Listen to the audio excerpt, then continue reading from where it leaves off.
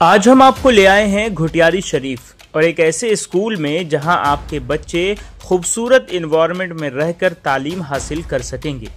जी हां, इस स्कूल का नाम रोज हेवेंस स्कूल है, जो APJ Abdul Kalam mission school का ही एक ब्रांच है।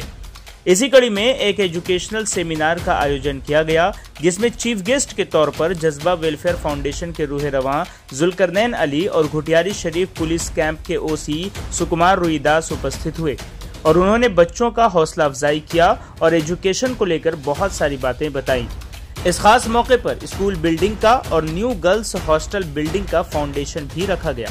इस दौरान सभी ने APJ Abdul Kalam mission school और रोज हेवेंस स्कूल की सेक्रेटरी और सरबराह मंजू लस्कर की तारीफ की और कहा कि उन्होंने बच्चों के लिए काफी मेहनत किया है। यहाँ तक कि बच्चों की पढ़ाई के लिए उन्होंने अपने गहने तक गिरवी रख दिए, लेकिन बच्चों को बेहतर तालीम दिया। उनका कहना है कि इस इलाके में जरूरतमंद बच्चों के लिए कोई तालीम का इदारा नहीं था, जिसके वजह से हमें ये परेशानी उठानी पड़ी। इस दौरान जज्बा वेलफेयर फाउंडेशन ने बच्चों के किताब और कॉपीज के लिए अपनी ओर से मदद का भरोसा दिया है। वहीं उन्होंने रिक्वेस्ट किया है कि आप भी ज्यादा से ज्यादा ताबुन करें ताकि इस स्कूल का निजाम चलता रहे, क्योंकि यहाँ ऐसे बच्चे आते हैं जिनके पेरेंट्स पढ़ाई का खर्च नहीं उठा सकते हैं और उनके बच्चे पढ़ाई में पीछे रह जाते हैं। इस स्कूल में बच्चों को इंग्लिश मीडियम की तालीम दी जाती है। ये स्कूल घुटियारी शरीफ के मखलताला गाजी पीर बाबा मजार के पास स्थित है। आप खुद यहाँ जाकर यहाँ के हालातों का जायजा ले सकते हैं। आइए सुनते हैं। सबथेके धन्यवाद জানাবো আমরা সুকুমার ওসি স্যারকে। আপনারা এর আগেও কভার করেছেন মল্লিকপুরে নানা রকম স্যার সবসময় মানুষের স্কুলের বাচ্চা অনেক রকম কাজে যুক্ত থাকেন। सबथेके पहले ওনাকে আমি ধন্যবাদ জানাবো। আর সাথে সাথে মমিতা লস্কর ম্যাম যে কাজ করছেন শুনছি যে উনি জমি রেখে দিচ্ছেন, গয়না রেখে দিচ্ছেন বাচ্চা পড়ার জন্য। আমার খুব ভালো আর আমার খুব গর্ব এটা হচ্ছে যে স্যার আমাকে এমন জায়গা ডেকেছে। আমি আজ থেকে ওয়াদা করছি যে স্যার ম্যামের যেরকম কাজ হবে পড়াশোনা বাচ্চাদের কপি কিতাব যা রকম হবে আমি সবসময় পাশে দাঁড়াবো আর सबथेके ধন্যবাদ জানাবো স্যারকে আর আমাদের ম্যামকে। এটাই তো আমাদের সম্পৃক্তি, এটাই তো বার্তা যে মানুষের পাশে মানুষের কাজে দাঁড়ানো। আজকে আজ এই বাচ্চা আমাদের ভবিষ্যৎ, এই ভবিষ্যৎটাকে দিদি এত সুন্দর করে সাজাচ্ছে, এর থেকে আর বড় গর্ব কি হতে পারে। লড়াই তো দেখুন আমার জীবনে প্রচুর লড়াই। যখন আমি ঘুটিয়ারি শরীফে প্রথম বউ হয়ে আসি তো সেখানে শিক্ষার হার তো প্রচুর কম ছিল। আমি যখনই বউ হয়ে আসি তখন থেকেই আমি শুরু করি শিক্ষা।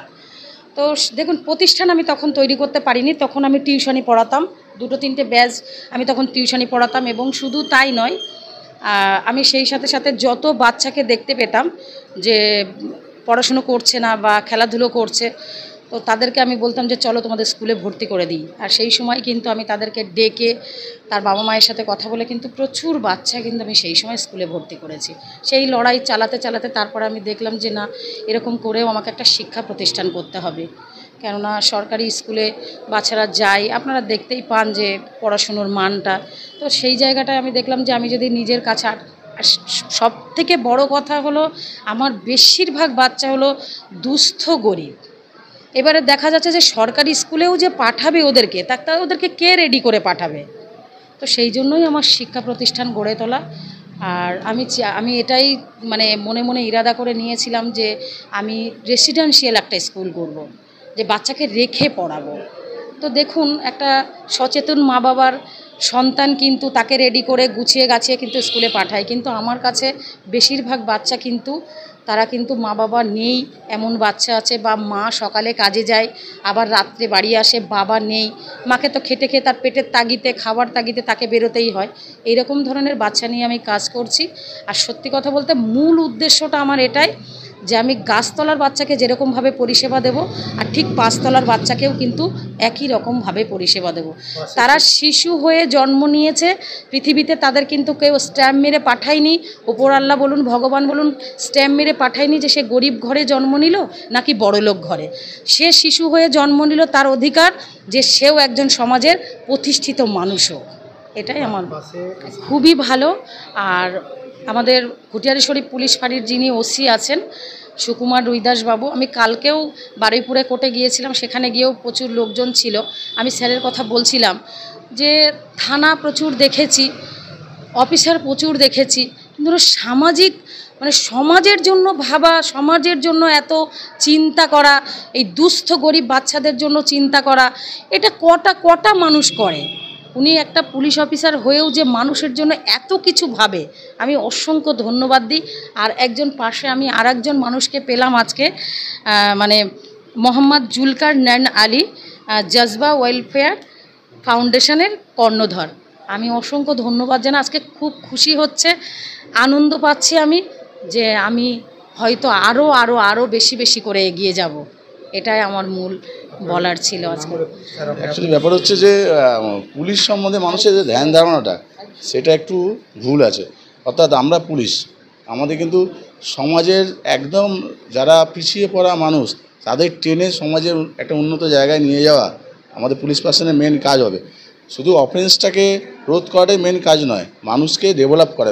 মানুষকে যদি ডেভেলপ করা যায় তাহলে এলাকায় আমাদের সোসাইটি ভালো হবে এবং এলাকায় ক্রাইম কম হবে। সেই জন্য তাদের শিক্ষার প্রয়োজন আছে এবং সাধারণ মানুষের সঙ্গে আমি আছি এই কারণে তারা শিক্ষা এবং তাদের অন্ধকার জায়গা থেকে উঠে আসে, তারা বুঝতে পারবে আমাদের কি অধিকার আছে, কি দায়িত্ব আছে, সেটা কতটা কর্তব্য আছে, কীভাবে পালন করা যায় সেটা বুঝতে পারবে। তাতে ক্রাইমের সংখ্যা কমবে। এটাও আমাদেরই একটা প্রশাসনিক অ্যাক্টিভিটিস, যে যার ফলে ক্রাইমের সংখ্যাটা আমরা কমাতে পারবো ভালোবেসে একটা জায়গায় মানুষকে তুলে।